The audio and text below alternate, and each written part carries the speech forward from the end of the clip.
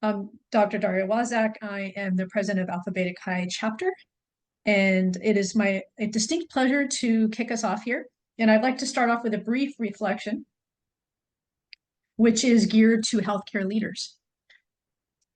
And it's called A Blessing for Healthcare Leaders. May you walk among the people you serve. May you be one with them. May others see you care. May they catch your gift. May your soul be nourished by the work you do, the service you perform. May your heart be lifted in the struggles you endure. May you know the mission in your very bones. May it challenge you and sustain you.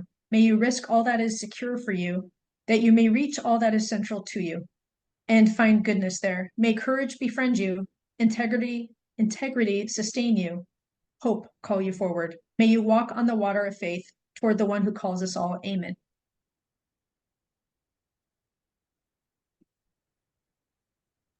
And so thank you all for coming to our session, Path to Excellence in Nursing Leadership. And I have to say, genuinely, I have so much respect for each of the panelists and our moderator today. I know each of them, and they all have their own stories and their own impact in terms of leadership. And I've been inspired by each and every one of them. So I know that this is going to be an amazing session, and I'm sure you're each going to take away at least one thing that you can bring to your practice. With our healthcare today, we see opportunities for excellence in leadership, whether it's devising new innovative staffing models, ensuring our systems provide safe, evidence-based care and health equity, or to support retention and growth for our ailing workforce. So I hope that whatever level you are listening to this webinar today, whether you're faculty, already a leader, or a staff nurse, which could be also a leader, that you gain some insight and inspiration from today's session. With that, I will hand it over to Dr. Garces-King. Thank you.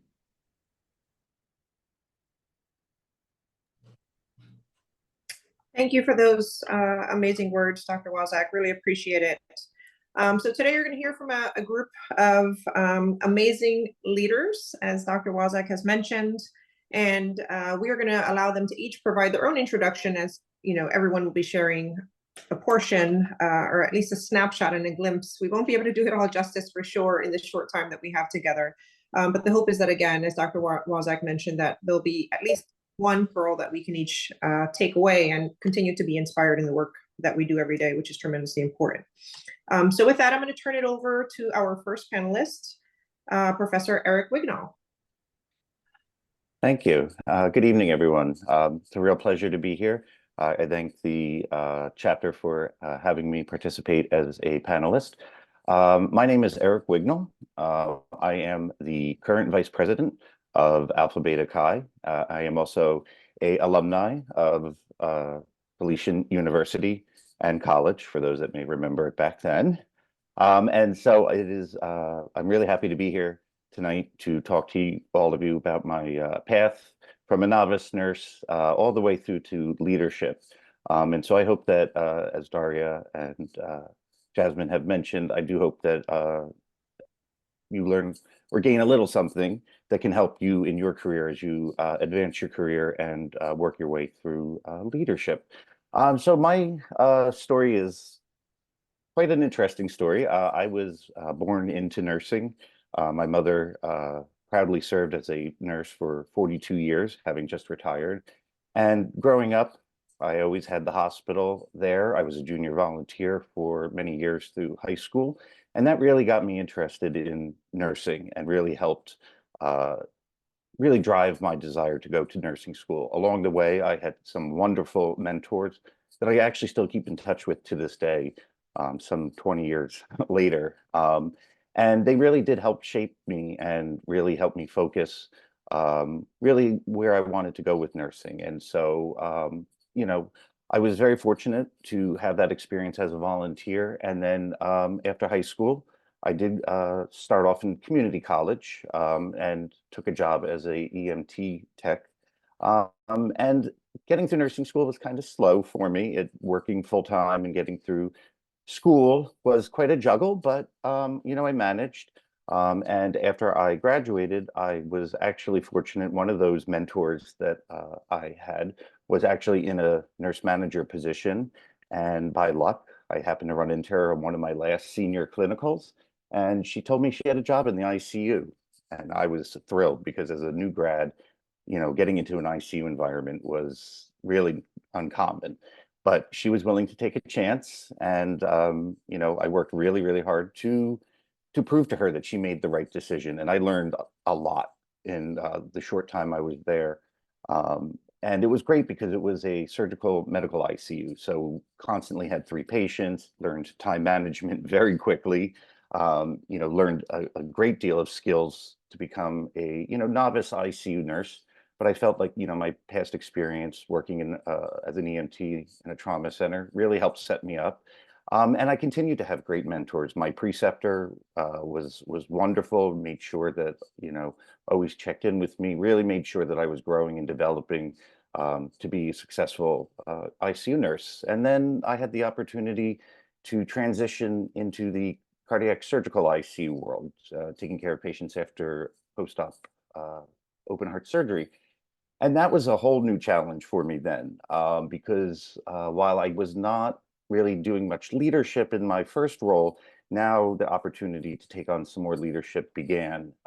And I quickly became cross-trained to cardiac surgery recovery. Then I was trained to night charge nurse, which was a pretty big responsibility because, night shift, there's not a lot of resources. You have to be able to think critically and quickly and be able to manage staff and patient movement, things like that. Because even at night, things are still going on. And that was a really great opportunity for me, but I really wasn't doing a lot to advance my leadership experiences besides being the charge nurse. So surprisingly, in the mail came a flyer from Felician offering an accelerated BSN program. And I thought, you know what? I've been in the bedside for about 5 years now. I think it's time to, level up and get that bachelor's degree. And so with the help of tuition reimbursement and the program that Felician had at the time, which was accelerated, and at Monmouth Medical Hospital, it was really quite convenient. And so that was a really great opportunity. We did have leadership courses and things, and that really started to open my eyes to things and really started to make me think more about, is leadership right for me? And so after probably a couple of years after I got my bachelor's, there was an opportunity to become an assistant nurse manager in the cath lab. And while the cath lab was not really my area of expertise, cardiac nursing was, and I took the chance, and they took a chance on me again. So another step in my career where someone offered me the opportunity to demonstrate my leadership talents. And things were going well, and I was really, really proud of myself for, stepping up to this challenge of being an assistant nurse manager in an extremely busy cath lab. But as time went on, things weren't really connecting, things weren't working out well. I felt more like a staff nurse than a leader. And so after a year, I made the decision to move on. And I think sometimes as nurses, we think of that as a failure. But I really didn't think of that as a failure because little did I know that as I started to think about where I was going to go to next, I received a phone call from a very good friend of mine who happened to be attending the University of Pennsylvania in Philadelphia. And he was doing his clinical nurse specialist training in the surgical ICU at Penn Presbyterian Medical Center in Philadelphia. Well, with that one phone call, everything changed. The nurse manager was looking to quickly hire a cardiac surgery trained nurse. And before I knew it, I was packing up my apartment. I was packing up the moving van and headed over the Walt Whitman Bridge for what was probably, unbeknownst to me, was going to be one of the best experiences in my life. And so once I got there, it was a little humbling because here I was, a nurse of about 10 years with ICU experience and, having been the charge nurse and all of this. Well, now I was at an academic medical center, a big academic medical center, and you had to earn their respect, and you had to, demonstrate your leadership. They weren't going to just put it on a silver platter and say, here you go. So I worked hard at it. I remained humble. I, kept true to myself that, just remain humble, keep your eye on the prize, and you will be rewarded. And so, after a few years, or after about a year or so, excuse me, I had an opportunity to transfer back into the HVICU. It was a new unit we were opening. And I thought, here's an opportunity for me to kind of restart. And, I think also sometimes in nursing, we forget that it's okay to restart. It's okay to try something else. We don't have to just be grounded at the bedside or grounded in a clinic or something. The beauty of nursing is that there's such great opportunities. So while I was still at the bedside, I joined our unit-based council and just got started there. And before I knew it, I was the chair of the unit council. And then I started seeking out other opportunities because, a place like Penn Medicine, they, and a lot of places, if you would like a leadership opportunity, you need to seek it out. But, there's great leaders out there that will help mentor you and help inspire you and help lead you. And that doesn't necessarily mean you have to work yourself all the way to the CNO level. But maybe you want to, take more charge of, or precepting people or being charged or things like that. So leadership can come in so many different avenues. It doesn't necessarily have to be a formal C-suite type of experience to really delve into leadership. And so then after some time, one of the committees, hospital-wide committees I was on, was looking for a chair for that committee. And before I knew it, I was elected to the chair position. And with this, it really opened up a lot of opportunities for me because this was a hospital-wide committee and we are a magnet designated hospital. We have a very robust nursing share governance structure. And so this was a great entryway into getting closer to some of the nurse leaders. Our governance structure is that there is a clinical nurse and our CNO that serve as co-chairs. And so this really was a great opportunity because our CNO, he really is a strong, strong advocate for nursing. He really stands up for nursing, and he was just someone that was really great to be mentored by. And I've learned so much from him and so many of the other leaders that I've encountered in my career that when the time came, they were calling for co-chair elections, and I found myself submitting my application and going through the interview process, which was kind of a challenge because you're in front of nurse leaders, you're in front of management, you're in front of clinical nurses. It was really quite a grueling process, but I said to myself, just stay calm, stay cool. You've got this. You've had, years of experience at the bedside, and you've been able to be charge nurse and preceptor, and this, these small little leadership things will all neatly fit into a nice package eventually. And it did. It actually was a great opportunity when I was selected as the co-chair of Nursing Shared Governance, because then I got to work even closer with our CNO. And one of the nice things about that was we had a monthly standing check-in with one another. He would check in with me to see how I was doing. He would offer suggestions and really was very instrumental in helping me then make the decision to return back to school for my master's. And once again, I think the Almighty was looking out for me because over the holidays, I received an alumni letter saying, hey, our master's program, very well ranked, it's well respected. I really enjoyed my time when I was an undergrad at Felician. I really felt that those Felician values were imparted in me, and I carried them through with me in my nursing career. And so I made the decision while working full-time and in this role to begin my master's degree back at Felician. And I will say it was a very, very good decision that I made because once again, all of those Felician values and missions were right there. And they really helped inspire me and really helped to guide me and lead me in the right direction. And when I completed my master's degree, a friend of mine was at my graduation and she commented a few days later that she said, I can understand why you went to Felician. You can tell that they care about their students, and you have really, taken a lot of their vision and mission and values into your career. And this is a friend of mine I've known for over 30 years. So I knew she was speaking from the heart when she said this. And that really made me feel good. That made me feel like the time and the energy and the couple bumps in the road of my career, it made it feel like I had really succeeded.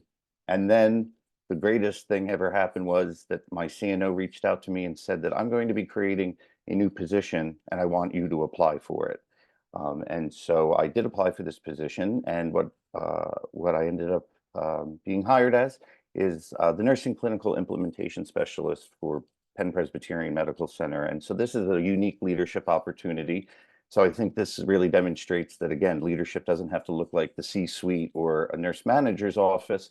So really, I have a wonderful, wonderful leadership role where I help support our clinical nurses with the implementation of clinical technology and nursing informatics. And so it's been about 3 years now, and it's just been such a rewarding experience. I'm continuing to grow and learn, and I think that is something that we sometimes forget, that no matter how long you've been at this, there's always room for growth and development. I certainly saw that with my mother. She was an ER nurse for many, many years before moving into a supervisor position. And she would call me, or I would call her and ask her. She'd say, we had this cardiac patient. What would you have done with this? Or I would say, oh, we had this, really sick patient that came up through the ED. How would you have done this? And so, even at 40 years of nursing, my mother was still, seeking out learning opportunities and ways to grow and develop.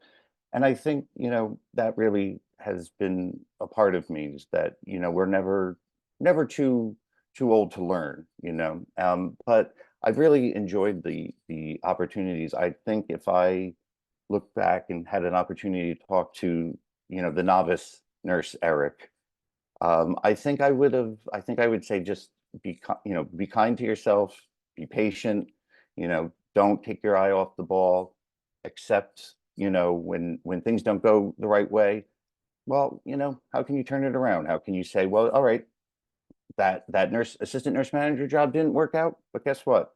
Now I work for a great organization. I'm in a great leadership position, and I've really been very fortunate and very blessed. And so I appreciate you taking the time to listen to my path to leadership, and I hope that I've inspired you to go out there and really make the change in our profession. Thanks so much.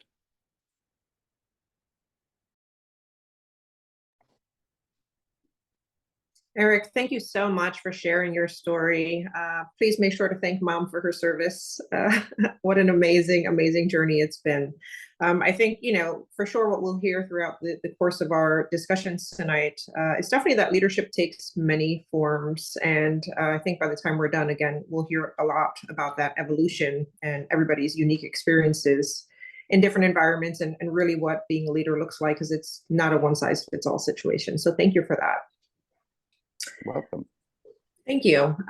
With that, I'm going to transition over to Dr. Lendra James. She is going to share her experience from the bedside to the boardroom. Dr. James.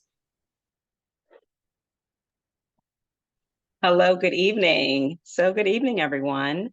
And thank you for that introduction. I am really excited to be here and share my story with everyone tonight. So I am Dr. Lendra James, and I am the founder of DL James Consulting, and I will get to that. So before that, about my story about me. So I am a nurse of over 2 decades now. Wow. So my background includes a cardiac trauma, step down. I've worked across the country as a travel nurse, or just as a nurse in general. I worked my way up to nursing leadership, achieved my nurse exec board certification and my Doctor of Nursing practice degree from Felician. So, my journey as a leader began without me even really considering it. And what I mean is, I actually, during my travels, I lived in California for a few years. And, I interviewed for a position, and after working on, in New Jersey and, DC, I've worked at Georgetown University, I've worked at different hospitals on the East Coast, and I migrated over to the West Coast into the California area. And I interviewed for a position, and I was just, looking for a per diem position. And the manager at the time who was interviewing me asked if I was interested in a new role that they were implementing, and it was a clinical nurse supervisor role. And prior to that, I had never really considered leadership. And it just really made me start, I started to consider it, and, I started working there, and I took the position, and he really was a great mentor and groomed me into just really giving me the basics of what I needed to know in leadership. And it really prompted me to pursue my graduate degree. So I attended UCSF in San Francisco, California, and which is where I achieved my healthcare administration degree. And I also pursued my further leadership. So I migrated back to the East Coast, where I worked in New York as a nurse leader, eventually working in New Jersey. So basically doing a lot of my leadership. While I was working at a hospital in New Jersey is when I discovered Felician University, and the idea of pursuing my doctorate degree was introduced to me. And at the time, it was something that I wanted to do personally, and it was something that I thought I needed to do in order to, my goal was to be a CNO. And I said, I want to be a CNO, and said, let me pursue my doctorate of nursing practice degree. Now, this was a personal goal for me as well. And I, was pursuing this goal. And during my time, I actually was attending school during the pandemic. So I am a pandemic. I achieved my degree during the pandemic. So during that time, but things shifted. So I started to shift, and, Eric made a great point when you talk about your leadership doesn't necessarily have to be for or within a hospital. There's so many different avenues of nursing where I started to look really outside of nursing. And with the pandemic, it really made me start to think about how I can care and provide preventive care to the community, not just in the traditional setting, because at the time we were looking at it as sick care. We were like, we're providing the sick care. What can we do in the community? Like how can we provide wellness and really help people to advocate for their wellness? So I started a consulting business. And initially in my consulting business, I started doing legal nurse consulting, which was a segue from my leadership, right? So in leadership, there's a lot of, auditing, there's a lot of preparations for the different standards and guidelines that you have to follow. So the legal nurse consulting role really just felt like, it was a really good fit, and it was. And it has allowed me to really grow my network of nurses and be able to mentor and coach other nurses into starting their own legal nurse consulting businesses. So I started to receive a lot of, contacts from other nurses asking me, how'd you start your business? How'd you start your business?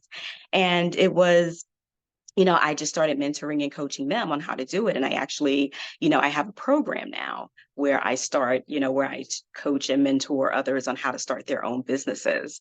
Additionally, just really going back to the wellness aspect, we incorporated wellness into the consulting business. So we did a affiliate business called Premier Infusions and Wellness, and it is a mobile IV hydration business.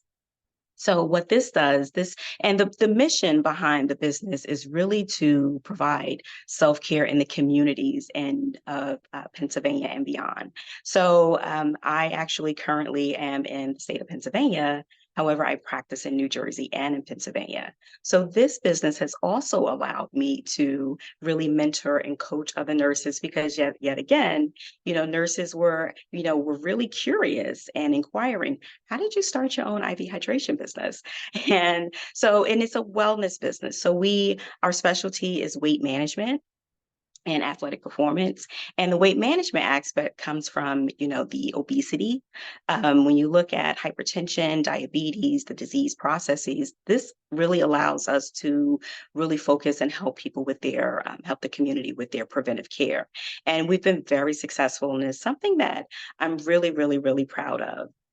And when I mention these businesses and when I mention, my business aspect, my, being able to coach and mentor, I really have to owe it to Felician University. And I say that because I can just remember going through the program and being so supported, especially through a pandemic.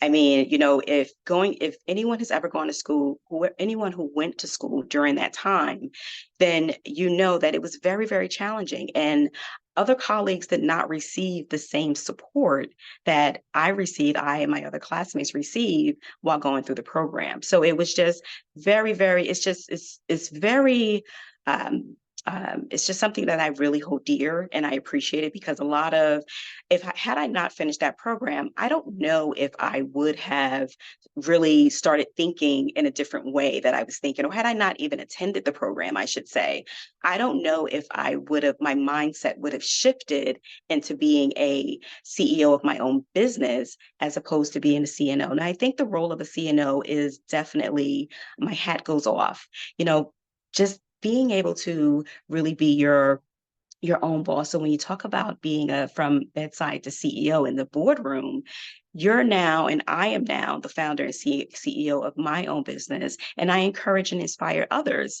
to start their own businesses as well. So I'm able to coach them, I'm able to mentor them. And I always really owe that to Felician University for the confidence that I received from the program. It's really, again, it was really just inspiring. And now I'm able to inspire others. I am a author because of all the writing that I did during the program. It really encouraged me to write my own book. So I mention all of these things, and I don't want it to really sound like me, because this can also be you. Right. So I mention all of these things because, when you think about nursing, it's not just the traditional walls, how we can really affect and reach people. We're able to we can reach other nurses, other novice nurses. Now I've worked with novice nurses, novice nurse leaders, and really have been able to provide them with coaching and mentoring advice. And then when you look at the community, I've also been able to, my business, I should say, and my team, my team has been able to really provide the preventive care in the communities that has really been astonishing as well. People are really, clients, community, they're really well informed now, and they're really taking back their power when it comes to their preventive care and to their health. So these are the impacts that you can have as a nurse leader. You can have impacts for the nursing community, and you can have an impact within your own community when it comes to your client health or your patient or the patient population. So, it's really, you have to be the one to really choose where you want to go. You have to be the one to really choose you. Right. And that's what I did. My career did not come without challenges. However, I was able to overcome those challenges. And what I like to tell people is to really be a part of the solution and not the problem.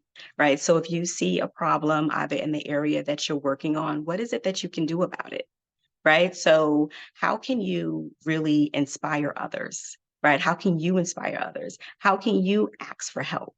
Right. Or how can you ask those who are leading you what it is that you can do, how you can collaborate in others, and then seek guidance. Right. You want to be able to seek mentorship and seek guidance so that someone can really allow you to walk the path that you want to walk. So we all want to walk that path of excellence, especially when it comes to healthcare, when it comes to being able to provide an environment that is inclusive, an environment that is equitable, an environment that just really provides the care that patients need and deserve. right? So I love the fact that there's so many avenues of nursing. There's so many things that we can do with our careers. You know, you've really, really, really chose an excellent path. And if leadership is the path that you chose, you definitely are on the right track to being able to really inspire others, not only other nurses, healthcare workers, just others in the community. So with that said, thank you so much.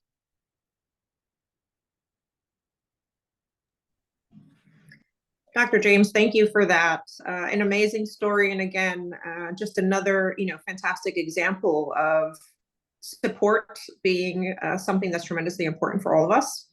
And really, I think, something that struck out to me in some of your discussion amongst the many things is really that all it takes is one spark, right? One light bulb to go off and just one thing to change the trajectory of your career from, kind of what you initially envisioned, and still in that, chief type of role and that executive role, but albeit in a completely different type of sector within nursing. And I think that's really fantastic. So thank you for that. I really appreciate it. Thank you. Thank you. And with that, we're going to transition to Dr. Mary Jane Genuino. Dr. Genuino, please, welcome. Hi, welcome. And I apologize, I will need to use a PowerPoint because I'm older than all of you, so I need a visual guide on what I am going to talk about. My name is Mary Jane Genuino. Most of you know me. I'm an assistant professor here. I teach mostly in the undergrad program. Yes, I'm going to be talking about my journey as well, but I think Dr. Wasak and Jasmine, I'm sorry, she told me not to call her Dr. Garces, said that we're going to be uploading it on YouTube, right? And I'm pretty sure some of our students will be watching it. So my slides actually covers transition to practice because I was thinking that some of our students are going to be joining us. So if you can just bear with me, I'm also going to maybe address, touch on transition to practice. Just to be able to for the new grads, for our students, navigating the transition to practice, having them learn how to confront this, the reality shock, as we call it, right? When they graduate and then the honeymoon phase is done.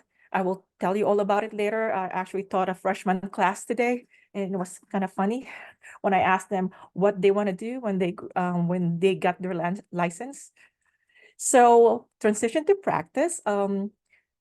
This is Patricia Benner's, right? And we all are aware of Dr. Benner's theory from novice to expert. And these are the stages that we go through. And most of us have already gone through the novice phase. And this is actually a model that most healthcare facilities have accepted. Hence, most of our hospitals have a residency program. The idea is to shorten that novice phase and also to ease them into their transition to their clinical setting as a clinical nurse. This reality shock is actually another theory. It's actually a book that was written 4 decades ago. It has been rewritten and been revised, and it's still appropriate and even now. So this author Marlene Kramer talks about the reality shock, why nurses actually leave nursing. It is characterized in 4 phases, right? So I want to just go over it quickly because I know most of you, it's not really appropriate for you guys, but this is for the students that we have. The reality shock theory, they talk about the honeymoon phase. Like I said, I taught a freshman class today, and I asked everyone, so what when you graduate, I asked them to introduce themselves and what they want to be, what kind of nurse they want to be, and what unit they want to work on. Every single one of them want to work in ICU, critical care, ER. Of course, most of them want to be a nurse practitioner after having a year or even wanted to go to as an NP afterwards. And that's what happens, the honeymoon phase, right? They all want that the excitement of ER. And with the climate of our healthcare right now, most of them, as a new grad, will get that job in critical care, even without experience. Once that honeymoon phase succeeds, it goes through that shock phase when they realize the expectations of them. Maybe when the physician yells at them, when they call the physician at 2 o'clock in the morning to get a laxative order, right? Or when the family member yells at them because they were late in MedPass. With that shock phase, though, it's easy to get over that by having like a routine of self-care and having a support system, having a good relationship with your preceptor, having a good mentor, or even a trusted colleague.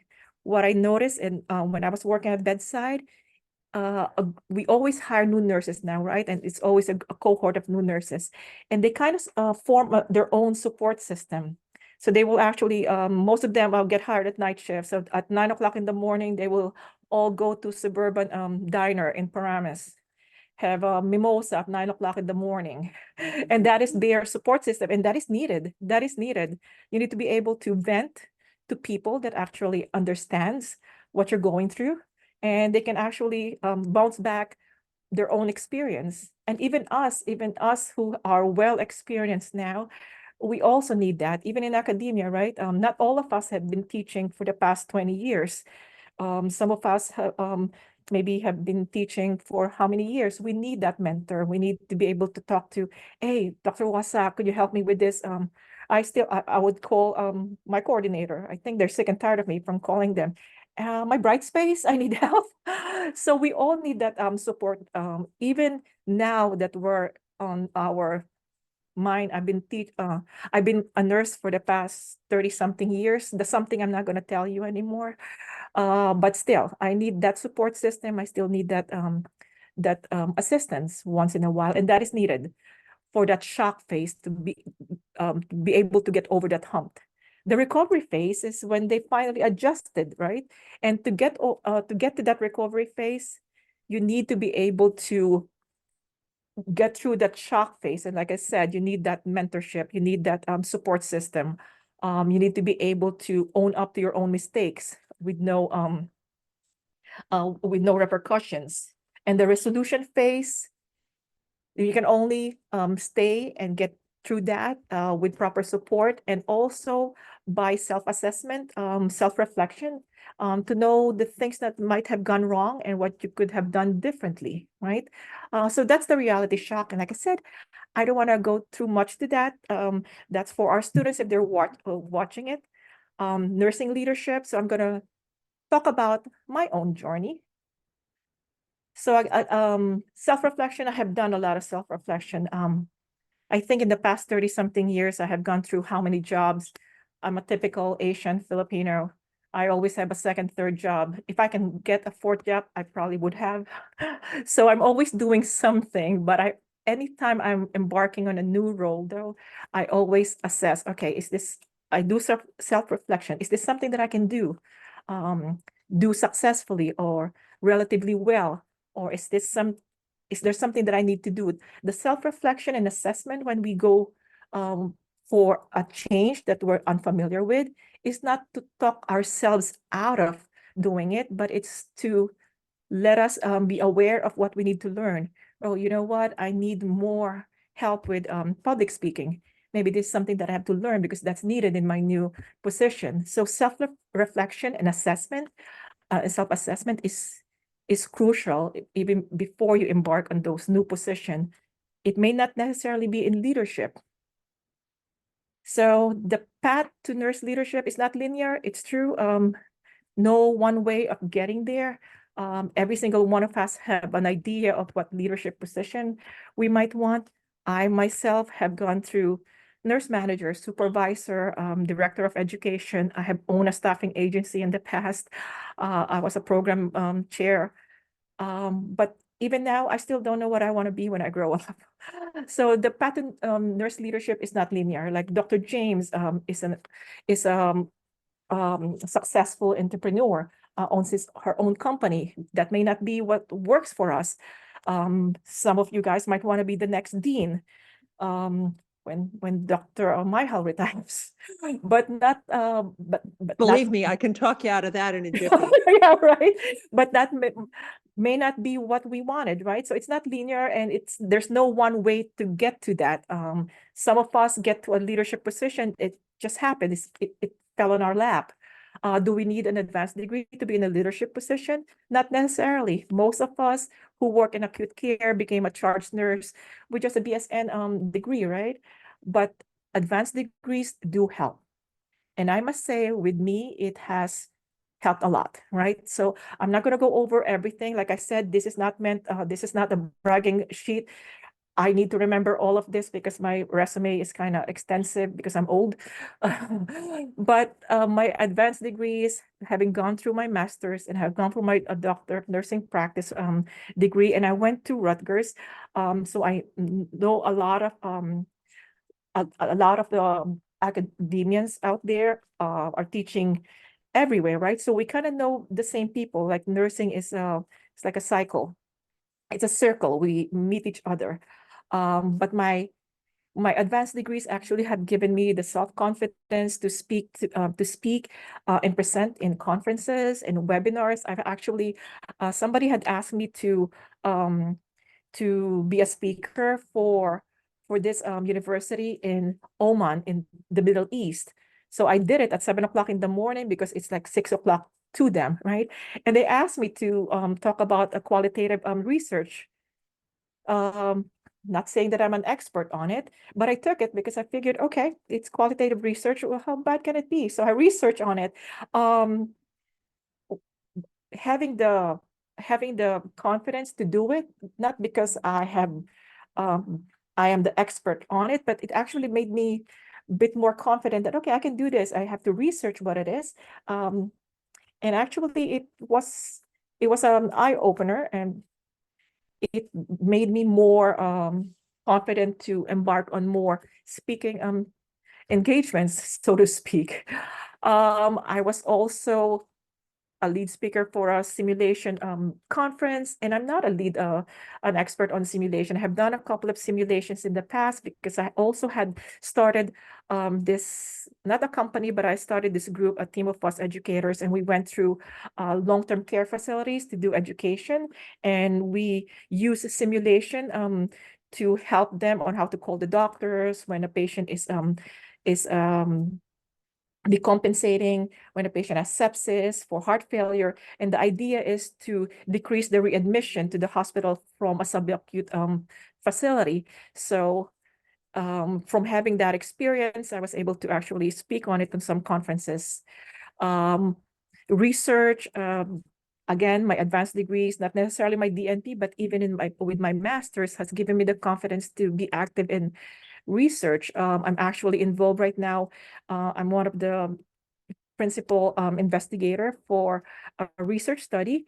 It's actually an organization in Australia. It's a Felician University through me, Chakra University in the Middle East, and a researcher in King's College in London. And all of them are male. All of them have PhD. I'm the only one with a DNP from the US. But yes, my advanced degree actually gave me the confidence to actually be rubbing elbows with this experts. I also published a children's book, and I'm publishing a book on nurses' grief. It's something that is personal to me. Again, I'm not sure whether my advanced degrees have anything to do with those publishing the books, but most certainly my advanced degrees and my experience has opened my eyes that there's more to nursing that I can do that is not limited to just bedside or even teaching. And there's not like what Dr. James and even Chris was saying before, that there's like sparks or a light bulb that turn on, like a turning point in your career. There's not one for me because, as you can see, I'm all over the place. So I have tried almost everything because every time there's like a spark, like I think there's a spark on every corner in my life that, okay, yes, I want to do this too. So I'm going to write a book. Oh yes, I'm going to accept that job. When I got my DNP, I was working as educational specialist for an acute care hospital. And it's not specific for nurses. It's an organizational education department. So I was in charge of the educational needs, not only of the nursing staff, but for the whole hospital. I worked there for 2 years, and when I got my DNP, like a year later, I got a call from the dean of this college, and they offered me the job to become the department chair, to be in charge of their LPN and their BSN program, and I accepted. From there, then I figured, okay, something happened. I had a personal experience that happened in my life that I had to step back. So I'm now with Felician University. And I love it. Like, I'm an assistant professor. I teach. My students are great. I actually have a lot of fun with them. Even my freshmen, who everyone says that 215 can be boring, it was actually exciting because the students are actually still very eager because they're freshmen. They're eager to learn what nursing is all about. So now my leadership aspiration is on a plateau because I'm not really searching for a ultimate what the ideal leadership position is for me. I'm more of what else can I do? I am active in professional organizations. I volunteer a lot. I always have been members of professional organizations. So I actually am one of the board of director for the Society of Internationally Educated Nurses in Northern America. I am involved in the American Nurses Association Innovation Advisory Board. I was the president of the New Jersey State Nurses Association for Region 2, that's Bergen and Hudson County. And I'm currently the VP of the education. I volunteer a lot, even for the Philippine Nurses Association of New Jersey. I'm the co-chair of their education and research committee. So for me, there's no one real goal of what I want. I just want to be involved, and I still want to continue to learn. I guess that's the idea for me is there's no ultimate leadership goal for me. It's more of what else is out there that gets me excited. Is what I'm searching for or what I'm trying to reach, if that even makes sense. So anyway, in conclusion, really, like I said, for the students who, whenever they're going to be watching this, there are a lot of complications and challenges in transitioning into practice. Even myself have had a lot of challenges when I first started. As new graduates, we need to develop those bonds with our colleagues and our preceptors and mentors. And self-care is equally just as important. And the path to nursing leadership is not necessarily predictable or straightforward. Every one of us have our own goal of what our ultimate leadership goal is, and there's no one way to get it. So one might go back for their master's and not necessarily go back for their doctorate and still get there. Or you might have gone for your DNP or your PhD or your EDD and get to a different point. There's no one way of getting there, and that's what's good about nursing. It's like a salad. You can put anything and everything on it and still be okay. And that's my spiel. Thank you very much, guys.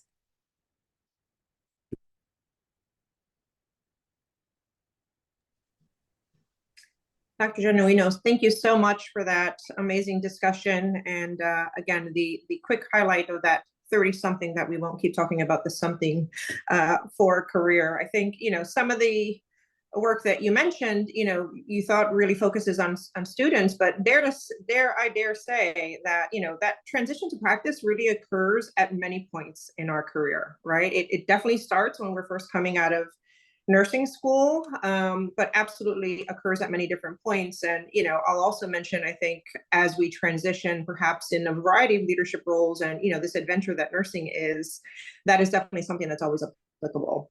I think the work that you highlighted as well about, why nurses are leaving nursing is so tremendously important, especially with the challenges that we've seen over the last couple of years within our profession, following this unfortunate pandemic and, seeing waves and droves of nurses that are leaving organizations, leaving healthcare altogether. I know you've worked in the acute care space, as have I. But that's something that, again, is really so important. So I really appreciate, all of the things that you highlighted, and really that self-care piece is really key. So thank you for sharing your journey. All right, I am going to I'm also not as youthful as I once was. So I'm going to share some quick slides as well.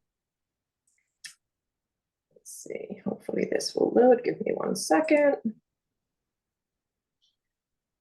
All right. Hopefully you all can see my slides. Is that okay? Great. All right, so I'm going to pivot just a bit. Again, as you've heard from the rest of our panelists, everybody has had a bit of a unique experience, and we've, really had some different perspectives that really looks at leadership in a myriad of ways. And I think, I could not agree more with the statement that leadership is not linear, and that the bottom line is, again, it can be anything and everything that we want it to be. And I'll also share that, your trajectory is not always going to be what you think it's going to be. And I think that's also the most fascinating and interesting part. So I'm going to share a little bit about my experience and my career in really focusing on advanced practice providers and administrative leadership roles, and tell you just a little bit about myself. We can get our slides to advance. That would be great. I'm going to move forward from there. Okay. So I thought I would share for those of us that remember these days, and I know, when our students now are reviewing this at a later date, once we have our video loaded, my days that started as a diploma nurse, which, doesn't even exist anymore. So for me, it has absolutely been a journey.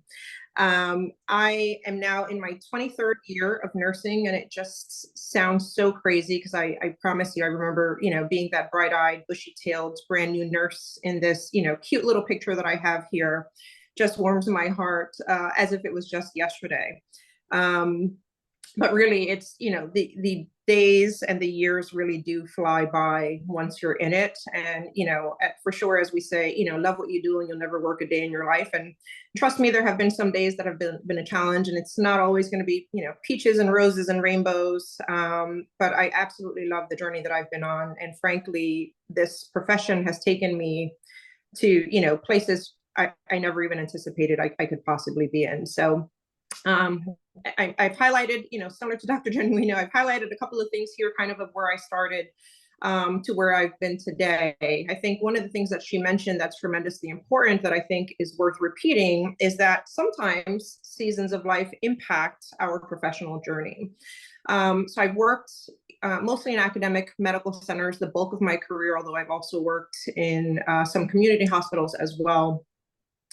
And I started, as an itty bitty baby staff nurse in a level 1 trauma center in inner city in Newark, New Jersey, which again was an adventure. Started as most of us did, and I wanted to start in critical care. In those days, a brand new grad could not go into a critical care space, and honestly, I personally feel as if I ended up better for that in that time, because I still ended up going into the ICU eventually, as you can kind of see here. I've worked in all of these spaces within surgery, essentially, with the entire spectrum of care, and mostly trauma critical care, and transplant, as you can kind of see highlighted here. So, my journey has been definitely not linear by any stretch of the means. After a couple of years, I was inspired by a silent mentor, actually, that I had, who was an advanced practice nurse within the organization that I was working in. And she really was the first advanced practice nurse that I had ever seen in action, and really started to be so thoroughly impressed with, what she was able to do, and the respect that she had from our physicians and the rest of our nursing colleagues in the organization as a whole. And that was what really kind of inspired me to consider going back to school, ultimately to become a nurse practitioner. One of the most important stops that I should mention that happened, between the diploma nurse phase and before going back to school for a master's degree at that point for an acute critical care NP program, was that I also am a Felician alum, and really cannot echo the sentiments enough that Dr. James highlighted about, the support that was received when I was a student. So I was in one of the first cohorts, stating myself again here, for the fast track RN to BSN program. which sadly now has been sunsetted. And Dr. Myhall, who we have the good fortune of being on our call today, was one of my faculty then. So, no pressure for many of the folks here that were presenting today in front of Dr. Myhall, who had been our faculty and our professor at one point throughout our journeys. But really, it was the opportunity that I had at that time to attend that program that helped me to, frankly, go back to get my bachelor's degree, and again, inspired me to think about what the future was going to look like. I definitely knew I was going to move on into a graduate degree, but it really, just reinforced that belief in having an unbelievable set of faculty and professors to provide support. I was working, nights at that time, and, had a couple of children at that point. And really, had it not been for that program, this was before we had all of this, online programs and things that we have the good fortune of doing asynchronously now. Had it not been for the support I had received at Felician, I'm not quite sure how I would have navigated, going to a different university and a different program, perhaps, that just frankly required way too much time with all of the other things that I had going on in my season of life at that point. So then I moved on to, become a nurse practitioner, as I mentioned, and left the primary organization that I was in, that academic medical center, and became the first critical care NP in a community hospital, and that was an adventure. I then got a call from another mentor who had been my nurse educator when I was first a staff nurse, who was getting a promotion in her role, and asked me if I would come back to that academic medical center to essentially then become the educator in the spaces that she had educated, which was, mostly trauma, surgical, critical care, and a couple of other critical care areas. When I did that, I really was working primarily in a non-clinical role at that point as a nursing educator within the academic medical center. So then I figured, well, I still need to work as an NP, right? I need those hours to be able to maintain my license and such. So I went to, the sister hospital of the university, which was also Rutgers, and started working with a house advanced practice provider service. So we, pretty much covered the entire house for any emergent and urgent needs, and manage patients there. And as you can see over time, I really pivoted and did quite a bit of a lot, always primarily focused in the acute care space, in surgery, in transplant. But really, some of the things that started to change for me is that I started to do more networking and started to get really more involved outside of the four walls of the direct organizations that I was working in clinically, and really start to engage in my professional organizations. That really opened the door, or the doors, and my eyes, and kind of my thought process to, how can I make an impact in different ways? A lot of it is, frankly, as Dr. Genuino mentioned, is a lot of volunteer work. But as with anything, one opportunity often leads to another opportunity. And I've really had the good fortune of being able to, leverage my career and do a lot of different things that I had not really previously considered until I had some of those opportunities. I've helped to, build a trauma program, from the start off the ground. I had left the Rutgers system again to go to upstate New York to help get that accomplished. Then I moved, and there had been a transplant program that fell apart, unfortunately, because they had lost their surgeons. Then I, went and helped to rebuild that kidney and pancreas transplant program.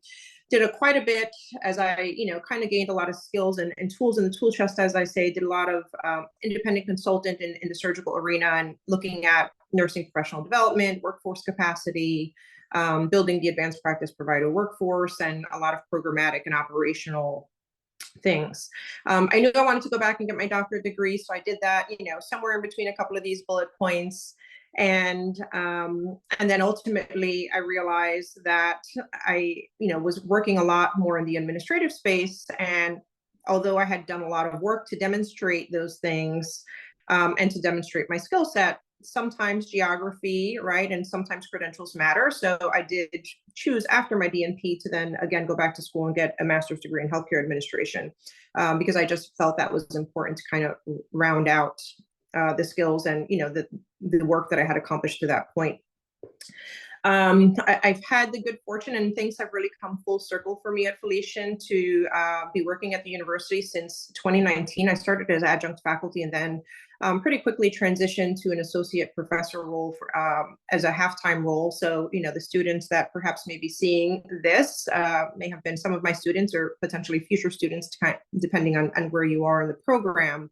And I also serve as our Alpha Beta Chi Sigma board as the governance committee chair. So again, really just thinking about all the potential room and opportunity that is out there, and thinking about, how you can leverage and pivot and do a lot of different things. I've given a talk previously that, really highlights within nursing, and especially since I've moved into advanced practice, that, we bring clear value in many ways. And CLEAR really stands for the acronym of Clinical Leadership, Education, and Research. And that's really been where I have focused a lot of my efforts in over the course of my career. And also have done, quite a bit of national and international work in some of those areas that I've highlighted. And a lot of that has really been, again, because of the networking and volunteering and my engagement in some of our professional organizations. So, just think about those things. I think we can't underscore those enough, is that, always think as well, besides your immediate mentors and the support that you have, think about how it is that you can kind of look outside of where you are. And that really kind of brings me to today. My current role is as the Chief Advanced Practice Clinician for the Department of Surgery at an academic health system as well, which really spans a couple of different states. The primary campus is in Delaware. It has a footprint in New Jersey, Pennsylvania, and Maryland. And right now, I serve essentially as the section chief for advanced practice providers for many different folks across a couple of different areas, which really spans the entire Department of Surgery.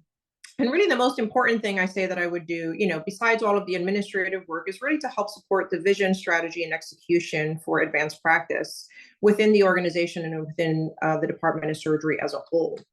I have a couple of things here that are highlighted with, some different projects and initiatives that I'm helping to lead within the organization. So again, really thinking outside the box and thinking about, what leadership looks like potentially. It's, again, not always a CNO option. It may not be the dean, right? But there are many different avenues for leadership.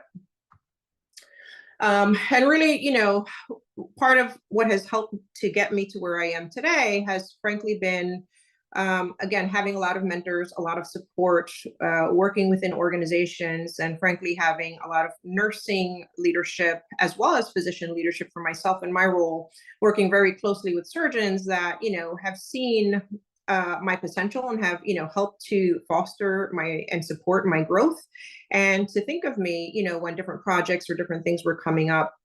And these are just some of the things in my current role right now. The chair of the Department of Surgery also, was able to create that vision because this was a new role in the organization, and really felt that this was important because it really expanded the advanced practice role, and it was a natural progression of what we know, especially in the acute care space, and especially in my specialty for surgery, that there's a lot of team-based care, and really, kind of where that added value is, and really understanding that sometimes, especially when you're creating new roles or stepping into a new role, that you need to have some visionary leaders.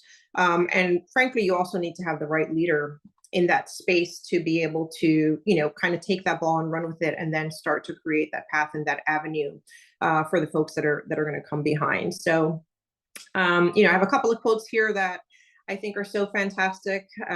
Really, as I mentioned, love the work that you do, and you'll never work a day in your life. And although some days are tremendously difficult, I think, every day I'm just so thrilled to be able to, wake up with vigor and passion for all of the work that I do in, all of the spaces, whether it's in a clinical capacity, a leadership capacity, as an educator, and so on. So, my recommendations are, definitely not to be a one-trick pony. You want to be an expert at something, but you definitely want to have, a diverse background to lend yourself to, again, different opportunities and different considerations depending on what it is that you're looking to accomplish. Think about, mentorship and coaching, really get involved in some of your national and specialty organizations. Think about acting deliberately and with intention. Don't be afraid to fail, right? The growth happens in the stretch. And I can tell you that some of the roles and some of the things that I have done had never even crossed my mind at any point for consideration in the trajectory of my career. But here we are nonetheless, and I'm really glad that I embraced that situation. The importance of sponsorship, and it's part of my success has been that, again, I've had some leaders that have spoken my name in rooms that I was not in at that point. And again, they saw potential and vision. And these are the things that I think, for the folks that are existing leaders on the call, or those that may be going into leadership, formal leadership roles at some point into the future, these are the things that you should also be thinking about, seeking out the high performers, and please don't forget about the importance of succession planning. So with that, I will conclude my portion, and I would love to take some questions from the audience if we have any.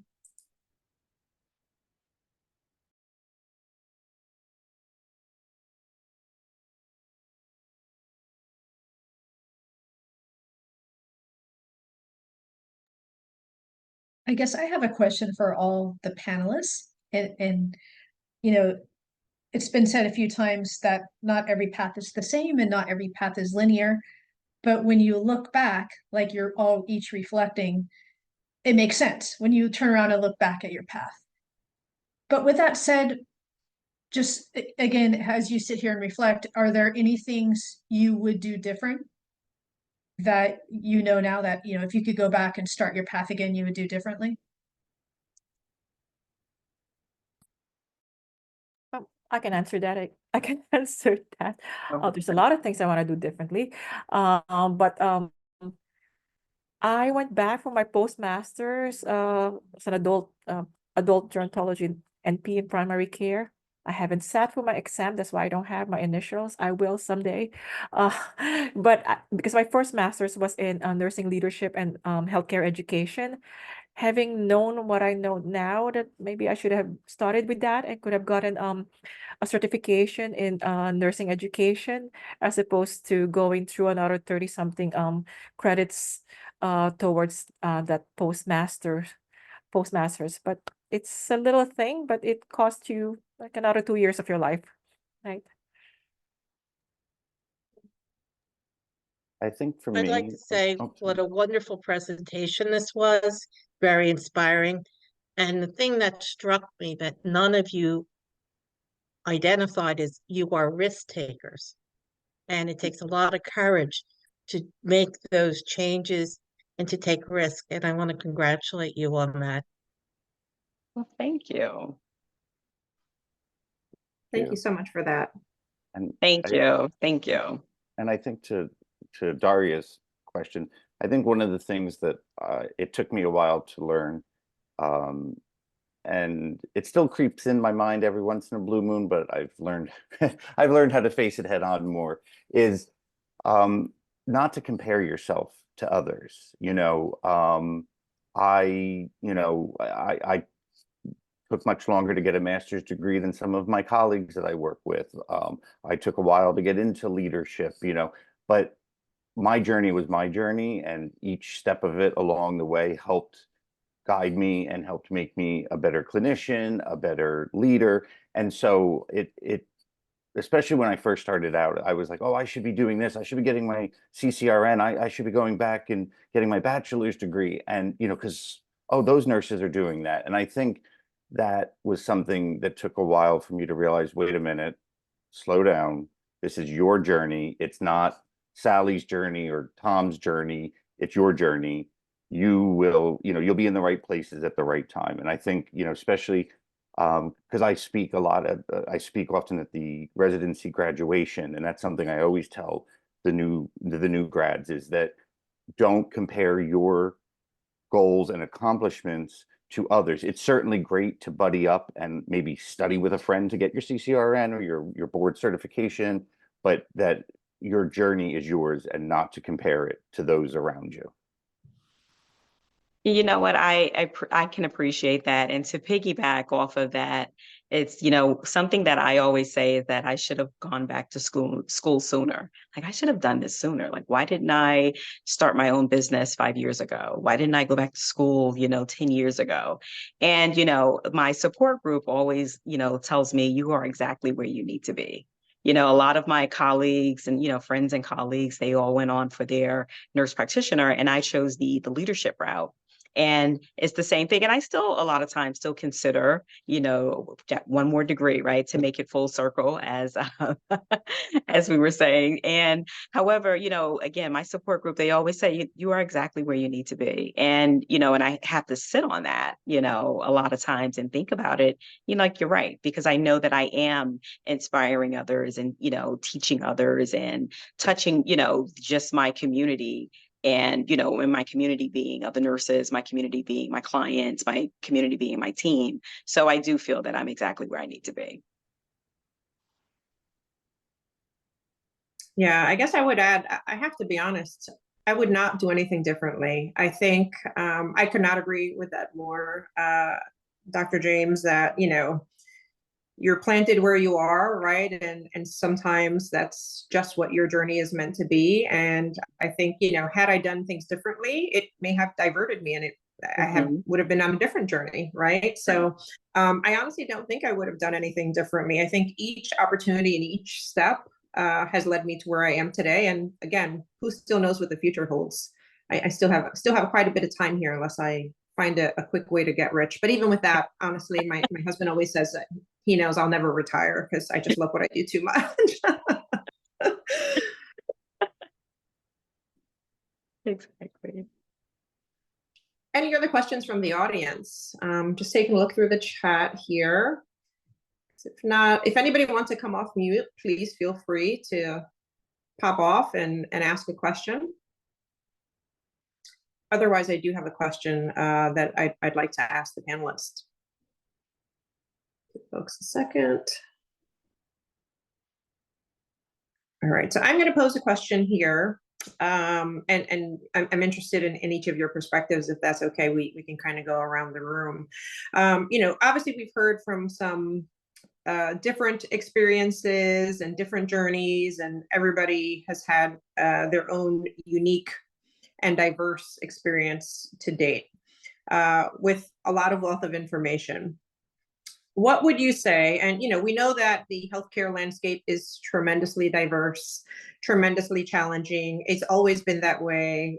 We know that, 2020 was the year of, as far as I'm concerned, the deal breaker, I think, for a lot of us, especially those of us that have been doing this for quite a bit of time. And that really has continued to change the healthcare landscape. It continues to evolve.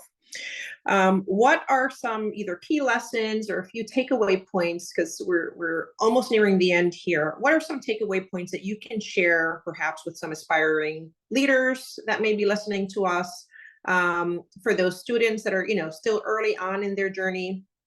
What are a few key takeaway points that you can share with some of those leaders in thinking about how they can navigate their own journey in the nursing profession?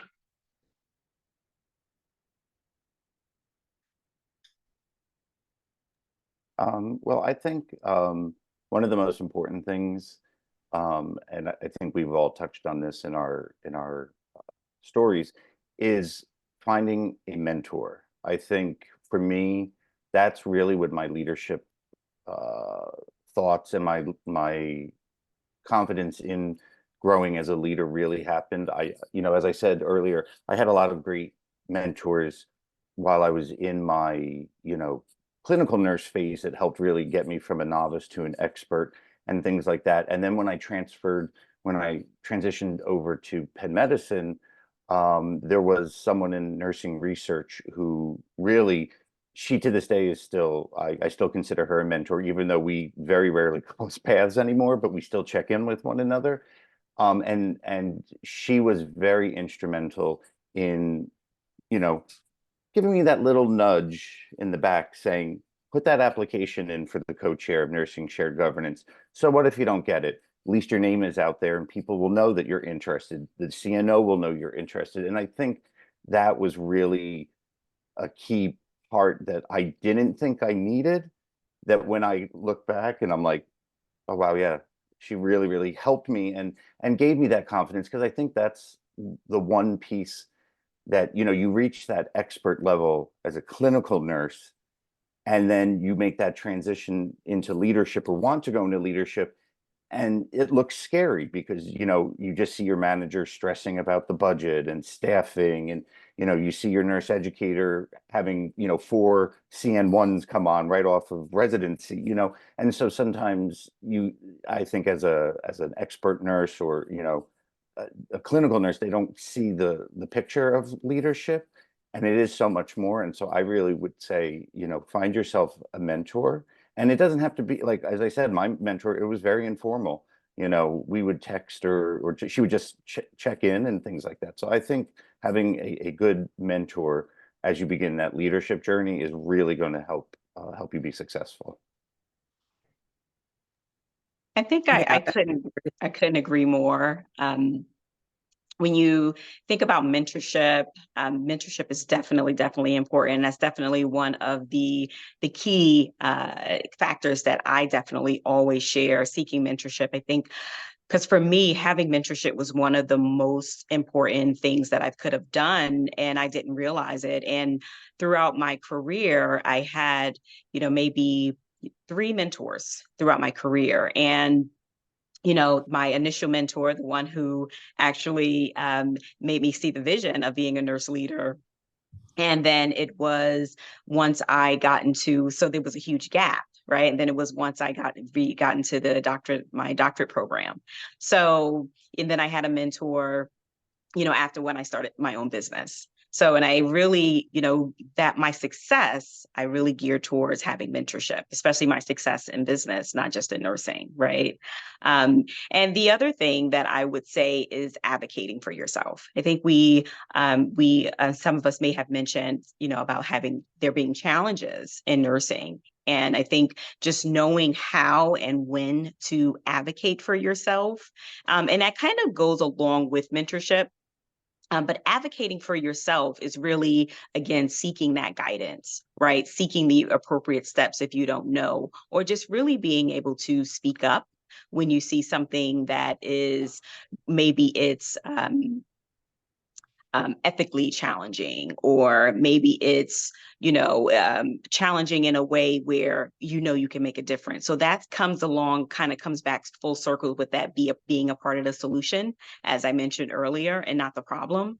You know, if we see something, what's that saying? We see something, we say something. You know, if we see something that's going on and we know that we can make a difference, or we have a way that could possibly work, take it to your shared governance. Take it to your leadership, take it to your team, whatever area or environment of nursing that you're working in. And if you see a solution, advocate for that solution. And that's how, when you advocate for yourself, you're advocating for the nursing community or the healthcare community inevitably.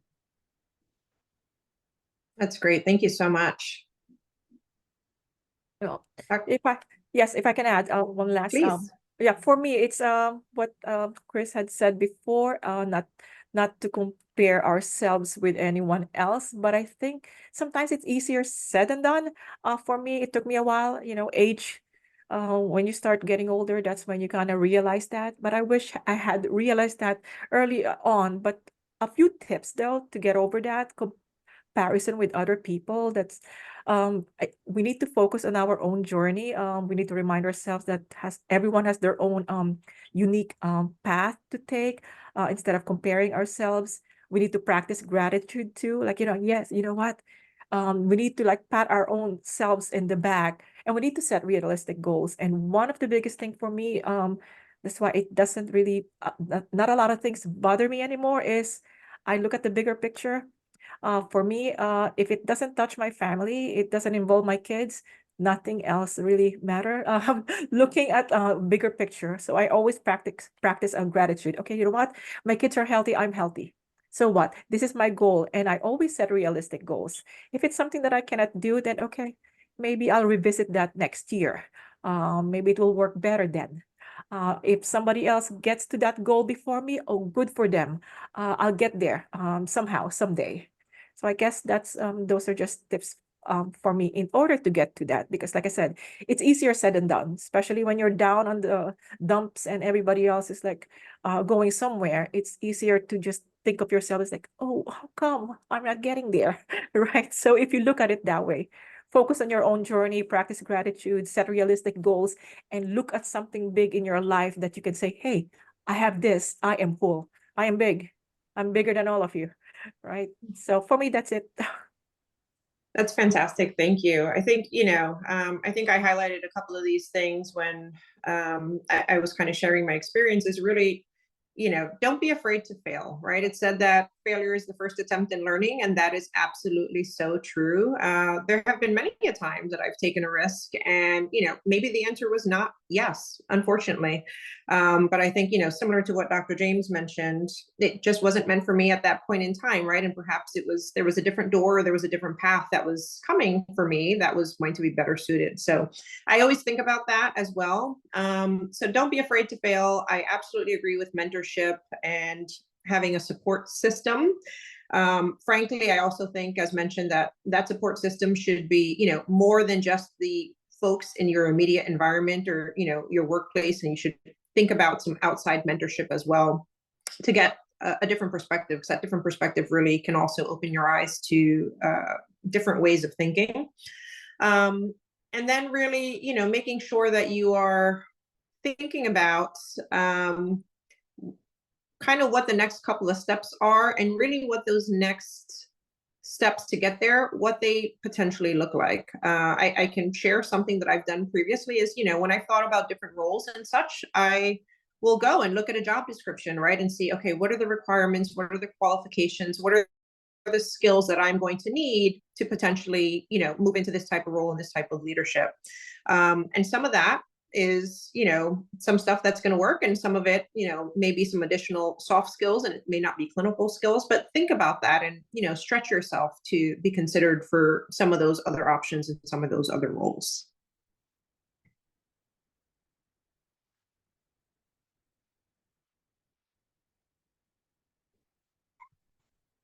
All right, well, I'm not seeing any additional questions in the chat. I do want to take an opportunity before I transition to Dr. Waszak for our quick closing here to thank the panelists for, again, all of their amazing experience and for sharing everything that's been shared today. And for our participants, thank you for hanging in there on an evening, late into the evening on a weekday. Dr. Waszak, I'll turn it over to you for closing comments. Yes, a tremendous job by each of you. I really learned something new from each of you as well. And again, just as I mentioned, it was inspiring, and I think we all really enjoyed it.